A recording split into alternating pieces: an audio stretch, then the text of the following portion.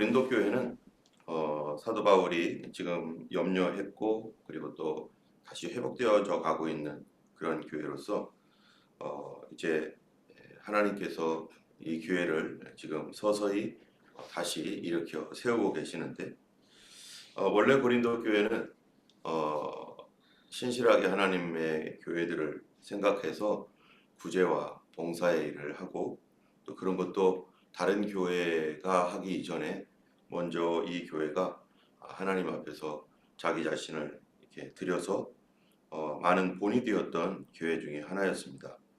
특별히 이 예루살렘에 있는 그 교회가 예루살렘의 모교회죠.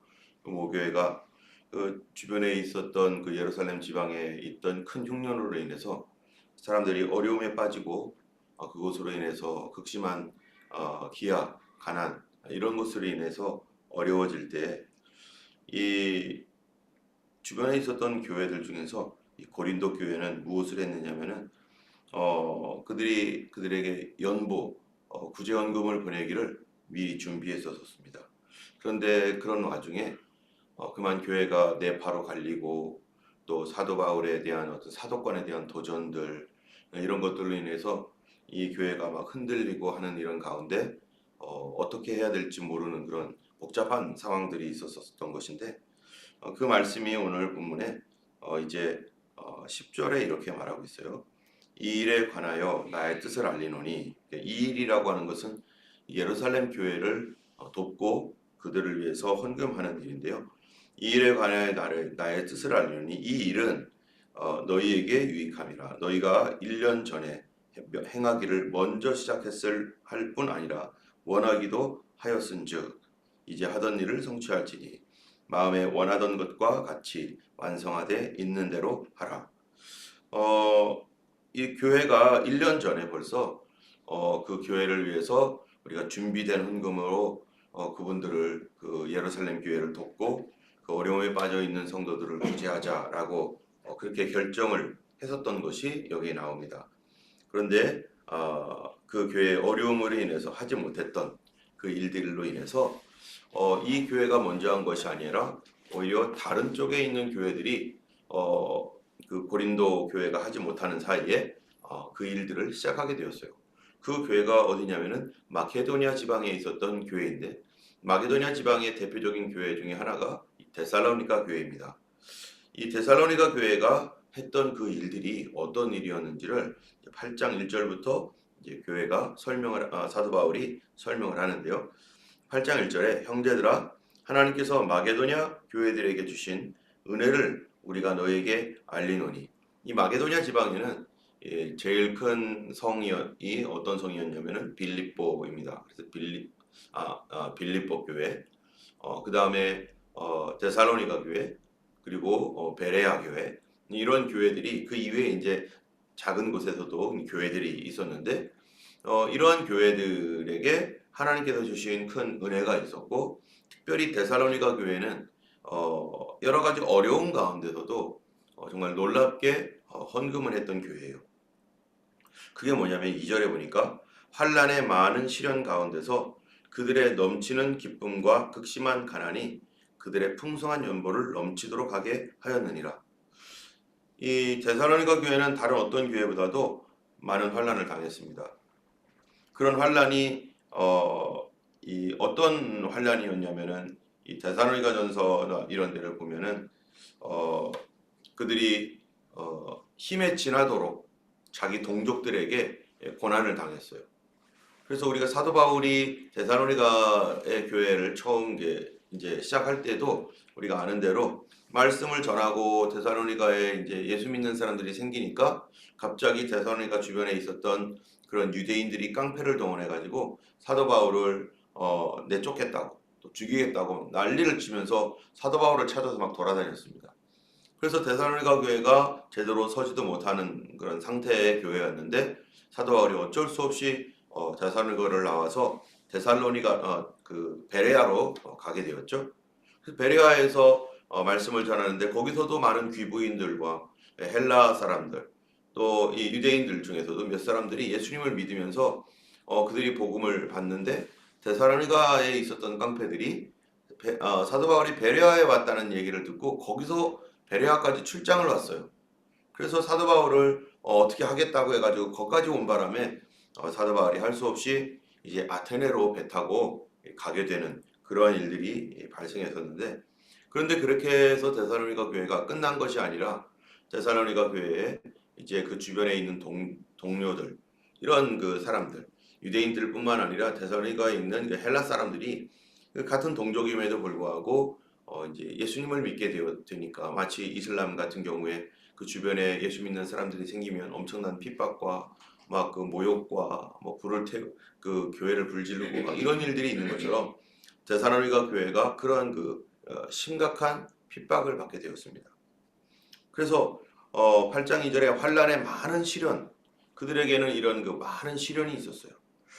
그런데 놀라운 것은 뭐냐면은 그들의 넘치는 기쁨, 이런 시련을 당하는데 전혀 그들이 갖고 있는 어떤 환경과는 전혀 반대되는 넘치는 기쁨이 그 속에 있었다는 거예요. 여러분, 우리가 어려움을 당하는데 어떻게 넘치는 기쁨이 있을 수 있습니까? 그런데 이러한 기쁨은 예수 그리스도를 믿는 믿음 안에서 당하는 기쁨이 그들에게 감사가 되어지도록, 또 이것이 당연한 것으로 되는 것으로 그들이 이해를 하고 있었습니다. 사실 사도 바울이 데살로니가를 떠나면서 했던 말이 뭐냐면은, 너희들에게 곧 있으면은 동족들의 많은 위협과 어려움들이 있을 것이라고 하는 예언의 말씀을 해줬어요. 근데 그 말씀 그대로 그들에게 이루어지면서 미리 그들에게 준비시켰는데 정말로 이러한 그 시련들이 일어나니까 그것이 그들에게 큰 증거가 되고, 또 성령께서 정말로 데살로니가 교회의 성도들의 변화와 또 구원받은 그러한 그 은혜를 주셨는데, 그 은혜로 말미암아 그들 안에 성령님이 계시니까 성령께서 그들에게 이런 환난 속에서도 예수 때문에 당하는 이 어려움들을 능히 이길 수 있는 능력과 기쁨을 막 주시니까, 기도할 때에 막 은혜가 넘치고, 같이 모일 때에 기쁨이 있고, 외부에서는 막 환난이 있고, 집에 돌아가면 또 막 그냥 여러 가지 신경 쓰는 그런 많은 어떠한 그 핍박들이 있음에도 불구하고, 모임 속에서 또 그들이 예수를 믿는 그 기도의 그런 모든 속에서 막 이 주변 환경과는 상관없는 기쁨이 하나님께로부터 막 오는 거예요. 이 기쁨은 하나님께로부터 오는 기쁨이었습니다. 그러니까 그런 기쁨이 있다 보니까 어때요? 여러분, 우리가 아무리 어려워도 마음속에 즐겁고 기쁘면 다 이길 수 있잖아요. 예. 예전에 보면은 막 그 장사하느라고 막 고생하면서 막 힘든 사람들, 그런데 막 밤낮 없이 고생을 하는데 돈 잘 벌리니까 어떻게 해요? 그거 하나도 힘들어하지 않잖아요. 예. 그들의 목표가 돈 버는 건데, 아무리 뭐 잠을 안 자도 막 계속 손님들이 오니까 그 기쁨이 있는 것처럼, 이 예수를 믿는 믿음 때문에 하나님의 은혜가 막 더 쏟아지고, 막 여러 가지 막 이적과 표적과 막 그 감사한 일들이 일어나니까, 그 성령께서 그들 안에 예수 때문에 당하는 이런 어려움들이 하나도 힘들지 않게 하나님의 은혜가 막 넘치는 거예요. 이런 일들은 사도행전에서도 마찬가지였습니다. 사도행전 5장에 보면 예수님의 제자들이 막 복음을 전하는데, 그 유대인 당국자들이 막 그들을 잡아다가 감옥에 갇히기도 하고 매를 때리기도 하고 하면서 어떻게 해서든지 복음을 전파하지 못하게 하려고 막 그렇게 애를 쓰는데, 그런데 이들 속에서는 막 담대함이 오는 거예요. 예전에는 없었던 그런 성령으로 말미암은 그 강한 담대함이 그 마음 가운데 막 가득하니까, 막 당국자들이 다시는 예수 이름으로 복음을 전하지 말아라 하면서 막 위협하고, 또 그러면 막 잡아넣겠다 뭐 별별 소리를 해도, 너희가 생각해봐라, 하나님 말씀 듣는 것이 사람의 말을 듣는 것보다 더 중요하다 하면서, 우리는 하나님 말씀을 듣겠다 하면서 막 그렇게 가니까, 이 당국자들이 막 이 사람들은 어떻게 할 줄 모르고, 또 저 사람들이 원래는 예수님이 십자가에 달리기 전에, 십자가에 달릴 그쯤에 보면은 다 두려워가지고 벌벌 떨면서 막 숨었던 사람들인데, 아니 어떻게 사람들이 이렇게 바뀌었지? 오히려 그것이 그들에게 막 증거가 되어가지고, 이상하다, 저 사람들이 왜 이렇게 왜 변했지? 하면서 그들에게도 의욕을 가질 정도로 하면서 성경에 보면은 그들이 예수의 이름 때문에 당하는 모욕과 핍박을 당연히 여기면서 그것으로 인하여 사도행전 5장에 기뻐하더라는 거예요. 기뻐하더라. 또 이 빌립보서에 보면은 빌립보서는 사도 바울이 로마 감옥에 갇혔을 때 쓴 편지입니다. 빌립보 교회에게 이제 여러 가지 이제 그 교회 사정을 통해서 했는데 이 사람이 감옥에서 쓴 편지인데 빌립보서의 그 제목에 빌립보서의 그 별명이 있어요. 빌립보서 별명이 뭡니까? 기쁨의 서신이라는 거예요. 지금 감옥에서 지금 상황은 안 좋은데 지금 주변에서 막 감옥 생활이 지금처럼 뭐 인권을 존중하는 뭐 그런 게 어디 있겠습니까? 그냥 지하 감옥에서 그냥 축축한 곳, 그 수많은 그 바퀴벌레들이 막 돌아다니고 제대로 음식도 없는 이런 비참한 상황이죠. 그런 상황에서 그가 예수님 때문에 내가 이런 고난을 당하고 있는데 그런데 나 같은 죄인이 예수님 때문에 예수 그리스도의 고난과 같은 이런 고난에 참여하고 있다는 것이 너무 감사하다. 이 마음이 뭐 오는 거예요. 나 같은 것도 예수님을 위해서 이렇게 헌신할 수 있다니 너무 고맙다. 여러분 우리가 그런 경우도 있잖아요. 어떤 사람이 정말 큰 은혜를 받았으면 그 사람을 위해서 그 사람으로부터 너무 큰 은혜를 받았는데 이걸 어떻게 하면 갚지? 어떻게 하면 갚지 하다가 그 사람 때문에 어떤 그 사람을 돕다가 어떤 내가 오히려 어려움을 당하고 그럴 때 이것이 뭐 어떤 마음이 어떻습니까? 내가 그분 때문에 고통과 어려움을 당하는 것이 너무 감사하다. 그분을 위해서 내가 이 어려움을 당하는 것이라면 나에게 너무나 큰 선물을 주셨는데 내가 갚을 길이 없었는데 그분에게 조금이라도 도움이 된다면 내가 당하는 이 그분 때문에 그분을 돕기 위해서 당하는 이 어려움들은 고마운 것이지 하면서 이렇게 당연하게 여기고 그렇게 하는 사람들이 얼마나 많습니까?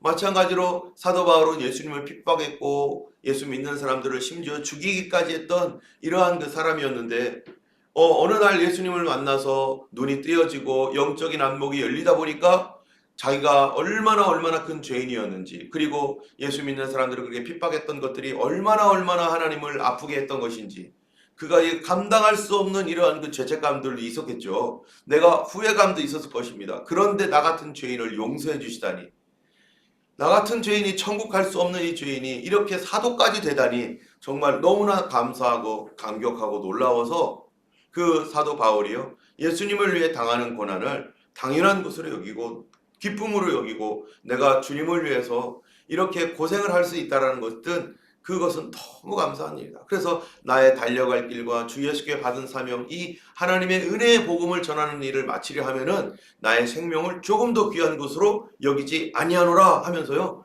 이 예루살렘에 가면은 사람들이 너를 기다리고 있고 너 체포될 거야 라고 하는 그런 이 예언의 말을 듣고서도 나 걱정하지 마라. 나는 나의 달려갈 길이 있다. 주 예수께 받은 사명이 있다. 나는 그거를 위하여 내가 내 생명을 잃어버릴지라도 나는 상관하지 않겠다. 뭐 이럴 정도로.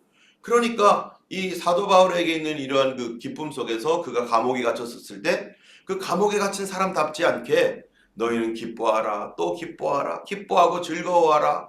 막 하면서 내가 너희를 위해서 당하는 교회를 위해서 당하는 것도 좋아하는 거예요. 이 사람이요. 내가 교회 때문에 어려움을 당하는 것은 예수님의 몸 때문에 어려움을 당하는 것이니 너희들은 기뻐하고 즐거워하라 하면서 그렇게 기뻐합니다. 여러분 우리가 예수님을 믿으면서 사람들은요 행복을 찾고 있습니다. 모든 사람들이 이 세상에 행복과 즐거움을 찾고 어떻게 하면 행복하게 살까 이러한 것들을 하는데 그 보통 대부분의 행복의 조건이 뭡니까? 몸이 편안하고 건강하고 내 주변 환경이 다 잘 돼야지 행복하다고 생각하는 거죠. 그래서 돈을 많이 벌면 행복할까? 자녀들이 잘 되면 행복할까? 내 몸이 건강하면 행복할까? 자기 나름대로 그러한 어떠한 이 행복을 찾아서 추구하면서 그것을 위해서 죽어라고 애를 쓰고 힘을 쓰고 노력하는데 이 세상 사람들은 그런 것들이 행복의 조건이어서 환경이 좋아야만 행복하다고 생각하는 거예요. 근데 반대로 보면 환경이 나빠지면 불행하다고 생각하는 거예요. 그래서 돈이 없으면 난 돈 없어서 불행해. 건강 없으면 난 건강 없어서 나는 불행하고 죽을 사람이야. 나는 자식들이 어쩌면은 나는 자식들 때문에 미치겠어. 난 그래서 나는 불행해. 스스로 뭐라고 하냐면은 자기의 이 내면의 기쁨이 어디와 연결되어 있냐면 외적인 환경과 절대적으로 연결되어 가지고 나는 이것 때문에 이것 때문에 이게 없고 이게 없고 이게 있고 이게 있고 이런 것으로 인하여 사람들이 나는 행복하다, 나는 뭐 불행하다 하지만 예수님 믿는 우리들은요, 우리의 행복의 조건은 어디 있습니까? 뭐 세상에 있는 돈과 이런 거에 하나도 있지 않습니다. 그런 거에 행복한 게 아니라 예수님이 계시면 행복한 거예요. 예수님이 모든 것의 근원이 되시고, 그분이 나의 아버지가 되시고, 그분이 나의 치료자가 되시고, 창조주가 되시고, 그분이 나의 공급자가 되시고. 이 자녀들 보면 어떻습니까? 부모님만 있으면 행복한 거잖아요. 부모님이 다 공급해 주니까. 우리에게는 천지를 지으신 하나님이 계시기 때문에 그분과의 친밀함만 있으면 어디를 가든지 그게 무슨 상관이에요. 왜? 하나님께서 다 보호해 주시고 인도해 주시고 치료해 주시고 지켜 주시고 이끌어 가실 것이니까 우리 걱정할 게 없는 거예요. 하나님께서 인도해 주시는 대로. 어떨 때는 내 앞에 어떤 일들을 보면 막막하고 이걸 어떻게 감당할까? 여러분, 그런데 주님이 함께 계시면 뭐를 주시는 거예요? 넉넉히 이길 능력을 주시는 거예요. 그런 것도 감당할 수 있는 기쁨을 주시는 거예요. 그러니까 우리는 외적인 환경에 의해서 이게 있고 없고 그것 때문에 기뻐하고 즐거워하고 뭐 슬퍼하고 낭만하고 뭐 그럴 것이 아니라 우리에게 있어서는 우리 하나님이 계시면, 주님이면 답니다. 예수님이면 나의 모든 것들이 다 해결됩니다. 여러분, 예수님은 하나님은 어떤 하나님이신가? 믿는 자의 하나님입니다. 여기서 믿는 자의 하나님이라는 얘기는 교회 나오는 자의 하나님이라는 얘기가 아니에요. 하나님의 약속의 말씀을 그대로 믿고 그분을 신뢰하고 의지할 때, 그 약속의 말씀들을 우리가 순종하며 따라갈 때 하나님께서 여기에 있는 성경의 약속들을 다 체험하게 해주시고 일일이 경험하게 해주시는 하나님. 그래서 그분이 우리의 모든 기쁨의 근원이 되시는 것입니다. 때문에 우리는 누구와의 관계가 제일 중요한 거예요? 하나님과의 관계. 하나님과의 관계가 밀착되어 있고 그러면요, 어떤 일을 만나도 하나도 두렵지 않고, 어떤 뭐 경제적으로 뭐가 어쨌든 뭐가 어쨌든 간에 그런 것들이 하나 문제가 되지 않아요. 왜? 우리 주님이 다 알고 계시니까. 예전에 우리 이러한 그 환난과 어려움 가운데 있었던 사람 중에 제일 기억나는, 오늘 이 말씀을 보면서 제일 기억났던 이 한 사람의 이야기가 생각나는데, 그 이승만 대통령, 이승만이라는 사람이 예수 믿고서 한성 감옥에서 그 모진 고난과 이 나라의 임금님을 그 정권을 바꾸게 하려고 했다는 어떠한 그 쿠데타에 의해 쿠데타 연루돼 가지고 이 사람이 감옥에 가서, 그리고 탈출하다가 잡혀가지고 아주 그냥 모진 고문을 받아가지고 죽어도 상관없다 할 정도로 그런 엄청난 고문을 받았는데, 그 고문을 받고서 뭐 이제 이 사람이 감옥에 들어와서 하나님 처음으로, 자기 난생 처음으로 하나님 날 좀 살려주세요. 그리고 우리나라 좀 살려주세요. 이 나라를 구원해 주세요. 라고 하는 이 짧은 기도를 통해서 그가 완전히 드라마틱하게 그 인생이 변화되어지고 그 안에 감옥의 생활이 그 다음부터 전혀 바뀌어졌는데, 근데 1902년에 이 여름에 콜레라가 이 감옥에 막 창궐하게 된 거예요. 바깥에서도 콜레라가 발생하면은 수많은 사람들이 난리가 나고 막 죽는데, 콜레라가 발생하면은 막 사람들이 뱃속에 있었던 거 다 꺼집어내 가지고 구토하죠. 온갖 그냥 그 몸에서 막 그냥 뭐 변도 내놓고 막 온갖 이런 가운데서 사람들이 막 이 콜레라는 또 특별히 이 전염되는 거 아닙니까? 그런 가운데 그렇게 콜레라가 막 창궐하고 있는데, 그게 드디어 어디까지 온 거예요? 감옥에까지 온 거죠. 근데 이 사람이 기록한 게 있어요. 이 사람이 기자 출신이거든요. 우리나라의 최초의 신문을 발행한 사람이 바로 이 이승만입니다. 그 사람이 기자 출신이기 때문에 거기에서 쓴 기록이 있어요. 오늘은 죄수 한 명, 어떤 사람 위조 지폐를 만들었던 죄수 한 명 죽었고, 그리고 딸 아이를 둔 엄마가 딸을 남겨놓고 죽었고, 그리고 세 명의 죄수가 있는데 그 중에 두 사람은 죄인이고 한 사람은 사형수였고, 이렇게 하면서 자기랑 같이 있었던 사람들의 명단, 죽어나간 사람들의 명단을 쫙 적었는데 60-70명씩 죽어가는데 한 달에. 그런데 거기 하루 일기가 있는데 거기에 보면 17명이 자기 주변에서 죽은 거예요. 17명이. 그런데 그 사람이 거기다 기록한 게 있어요. 죽은 사람과 호흡을 상통한다라고. 호흡을. 그러니까 이 자기 곁에서 죽은 사람들 보면은요, 이제 거기 누구예요? 그 간수들도 그 뭐 감옥에 이제 콜레라가 발생하니까 간수들도 이제 접근하지도 않는 거예요. 가끔 한번 와가지고 사람들 다리 쳐보고 죽었나 살았나 툭툭 쳐보고 반응 없으면 빨리 끌고 나가라고 해서 끌고 나가고 그러고 안 와. 근데 거기 안에 있는 사람들은 그렇게 살고 있는 거죠. 콜레라 환자들과 함께 살아가는 거예요. 그런데 어떤 사람은 자기 곁에서 막 피를 토하고 막 구토를 해가지고 막 온갖 냄새가 나고, 어떤 사람은 막 그냥 뭐 변을 쌓고 막 이러는 그런 아주 악취가 막 진동하고 있는 그런 곳에서 이 사람이 뭐라고 하냐면은, 그런 죽음의 위기를 당할 때 이 사람이 전도하기 시작했어요.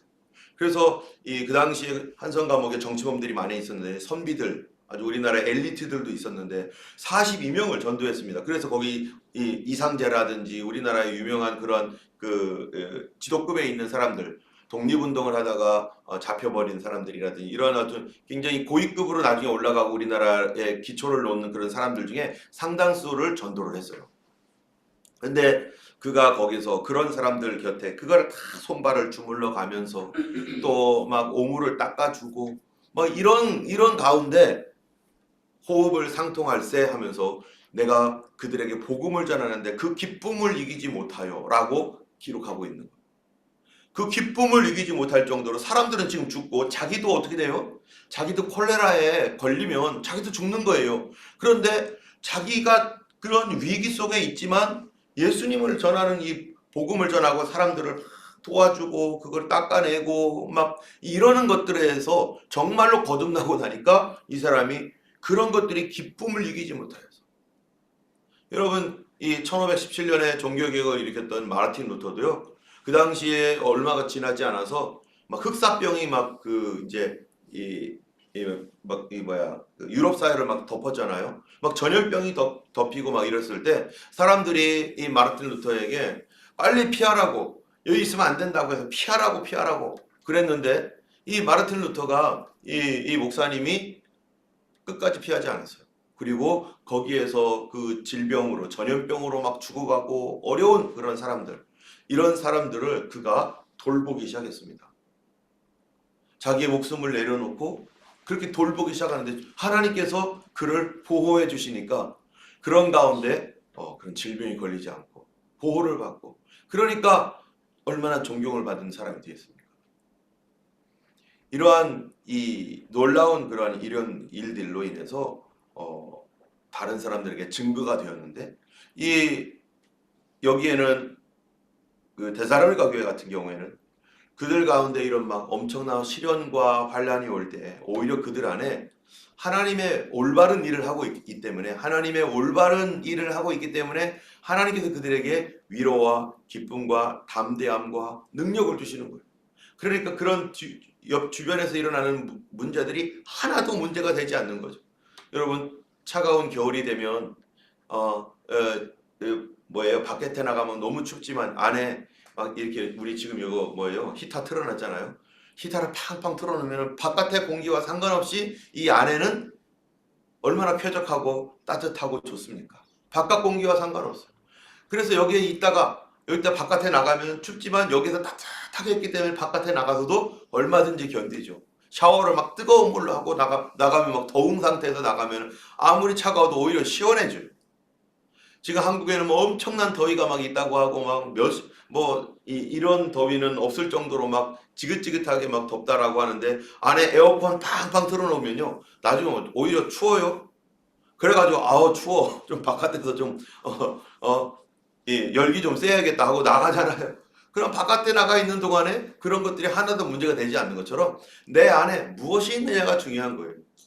자꾸 바깥에 있는 환경 때문에 그거를 보고 듣고 생각하고 그것 때문에 나의 기쁨을 얻으려고 할 때는 이 세상은 언제든지 변하게 되어 있고, 사람들도 내 주변에 있던 사람들이 항상 똑같은 게 아니라 어쨌든 올라갔다가 내려갔다 혼자서 막 널뛰기를 하고 있는데, 그 사람 보면서 좋았다 싫었다 좋았다 나빴다 이거를 나의 행복으로 삼는다면 내 마음은 언제든지 평안함이 절대로 있을 수가 없습니다. 그러한 현상과 상황을 보는 게 아니라 언제나 동일하신 우리 하나님의 사랑과 그분의 약속들, 그러한 그 약속들을 믿는 믿음 안에 있으면 그런 것들이 전혀 문제가 되지 않고 하나님의 성령께서 내 안에 주님이 나와 함께 하시니까 그분이 내게 주시는 그 평안함으로 하나님이 나와 함께 하셔. 하나님이 어디든지 나와 함께 동행하고 계셔. 라고 하는 그 믿음의 담대함이 우리로 하여금 우리 주변 앞에 있는 이런 일들에 대해서 문제하지 않아요. 돈의 걱정이 또 질병의 걱정이 있을 때 우리 뭐 하면 됩니까? 우리 기도하면 됩니다. 이 믿음이 누구로부터 온 겁니까? 하나님께로부터. 왜 그것이 하나님께로부터 옵니까? 그분은 그 약속을 해놓으셨고 그분은 우리를 고치실 수 있는 하나님이시고 그분은 우리에게 모든 것을 공급해 주실 수 있는 하나님이고 그분은 우리에게 담대함을 주시는 하나님이시고 이것을 세상에서는 세상 사람들은 이해할 수도 없고 믿지 않는 사람들은 이거를 알 수도 없습니다. 안 믿으니까 어떻게 알겠어요? 체험하지도 못합니다. 그런데 예수님을 인격적으로 아는 사람들, 성령님을 마음에 모시고 있는 그런 사람들은요, 이게 뭔지를 알게 돼요. 이걸 체험할 수밖에 없고 때문에 이 교회 다니는 것이 하나님과의 친밀함의 그런 조건은 아니지만 그러나 우리가 성령 안에서 그분이 내 안에 계신 그런 모든 하나님의 백성들은 그 성령님이 세상 환경 바라보지 말고 누구만 의지하라고요? 주님만 의지하라. 그래서 사도 바울에게 극심한 환난과 이 고린도 후서 1장인가요? 거기 보면은 사도 바울이 이런 많은 어려움들과 또 힘든 일을 당할 때 뭐라고 되어 있냐면은 고린도후서 1장 8절부터 보면 이렇게 말해요.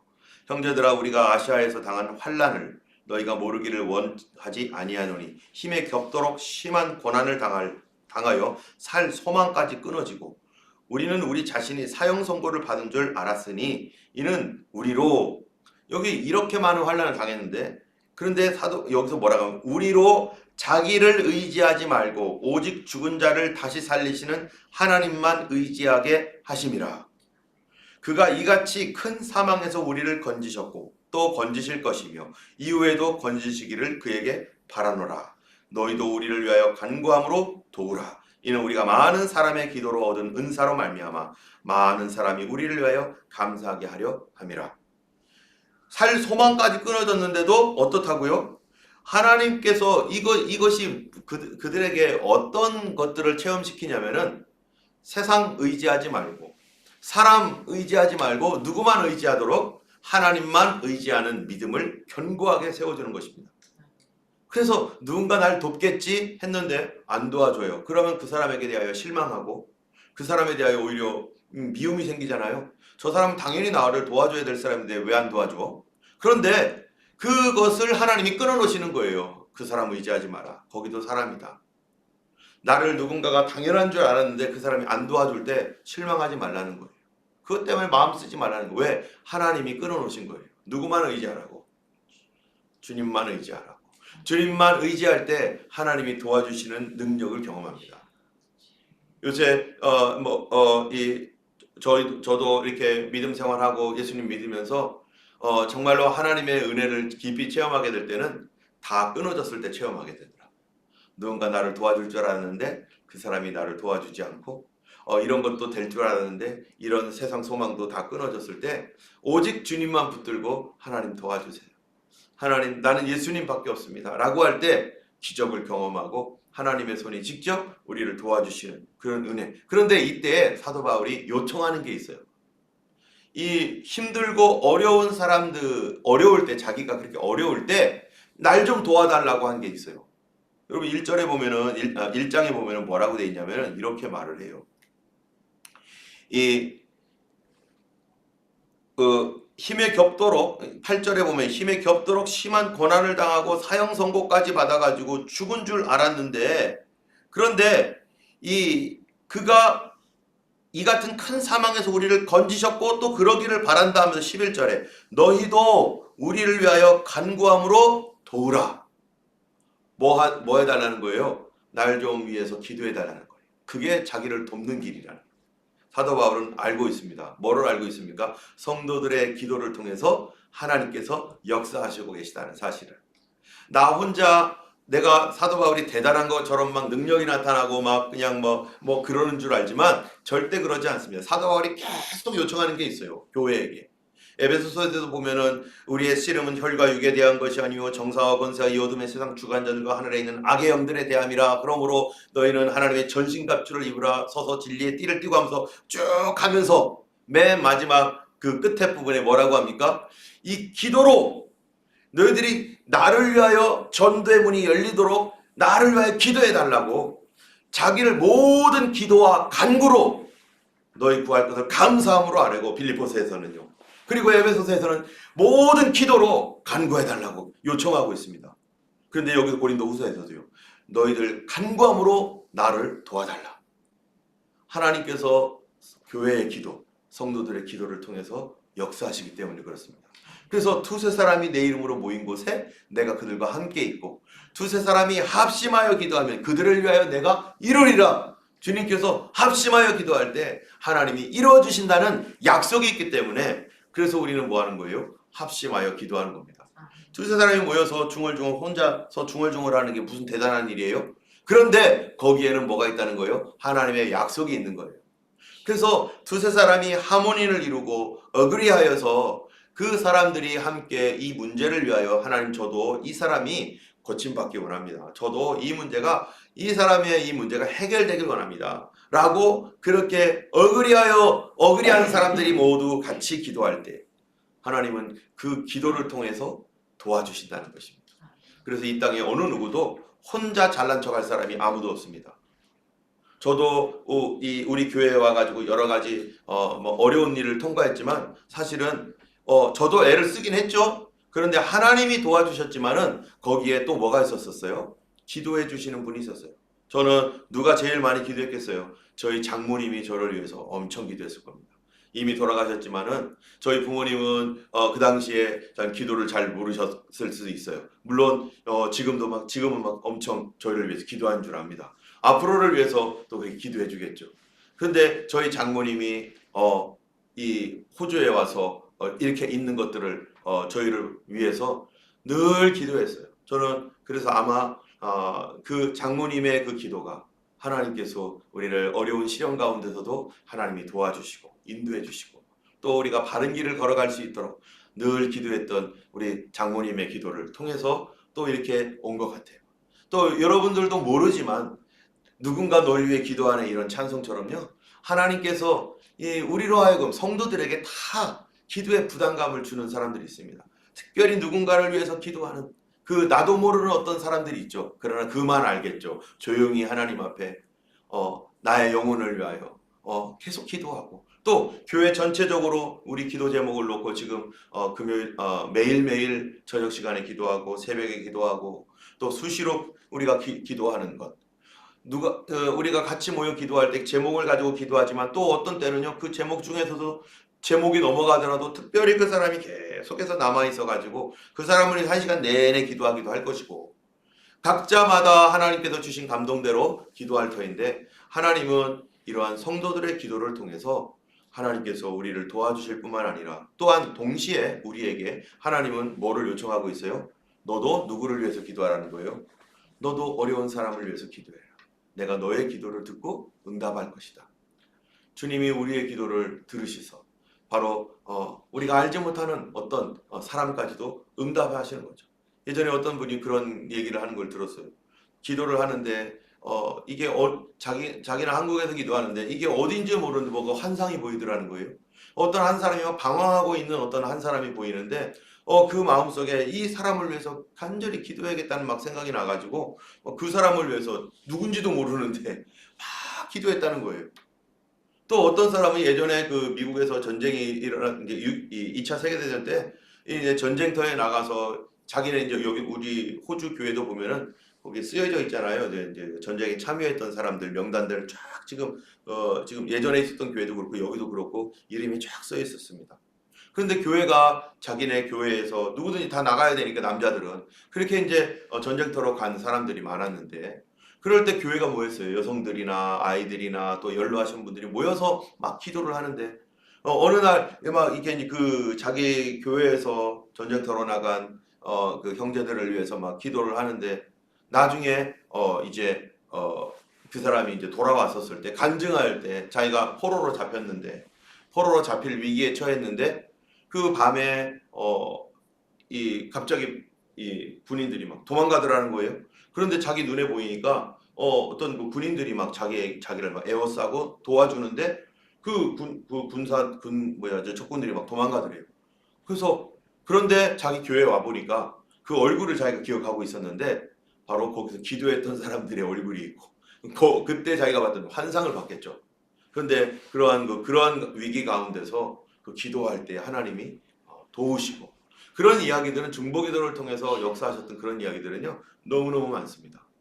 우리가 서로를 위하여 기도하는 것, 우리가 환경에 의해서 좌우되는 것이 아니라 우리 하나님께서 여러 가지 방법으로 성도들을 도우십니다. 그런데 하나님의 도우심이 무엇을 통해 도우시느냐? 바로 너희는 나를 위해서 기도로 도우라 했던 것처럼 바로 기도하는 사람들의 그 기도를 하나님이 들으셔서 하나님이 응답하셔요. 여러분 하나님은 아까도 얘기했죠. 마태복음에 보면은 너희가 합심하여 기도하면 하나님이 그 사람을 위하여 이루어 주신다라고 이렇게 말하고 있잖아요. 우리가 어그리하여 기도하면 함께 기도할 때 하나님께서 우리를 위하여 이루시는 것처럼 우리도 하나님께 하나님 동의해 주세요. 하나님도 저의 이 기도에 동의해 주시겠습니까? 그래서 하나님과 동의하게 되면 다 되는 거죠. 오늘 기도하기에 힘쓰고 성도를 위하여 기도하는 것은 성도의 의무이고 주님의 명령이기도 하고 그게 가장 큰 사랑입니다. 기도하기를 쉬지 말고 서로를 위하여 기도하는 그런 교회 되어서 우리가 기도의 빛을 또 갖고 또 다른 사람도 그 기도의 빛을 통해서 또다시 기도하는 사람이 되도록 우리 교회가 기도하는 교회로 서기를 주님의 이름으로 축원합니다. 기도하겠습니다. 거룩하신 하나님 아버지 감사합니다. 오늘도 귀한 새날을 주셨습니다. 이날도 하나님 우리가 모여서 나 자신만을 위하여 기도하는 것이 아니라 이제는 우리의 눈을 돌려서 참으로 주님께서 기도하라고 부탁한 그러한 어려운 가운데 있는 성도들과 또 세계 열방 속에 있는 많은 주의 교회들 또 주의 종들 아버지 하나님이여 참으로 그 기도가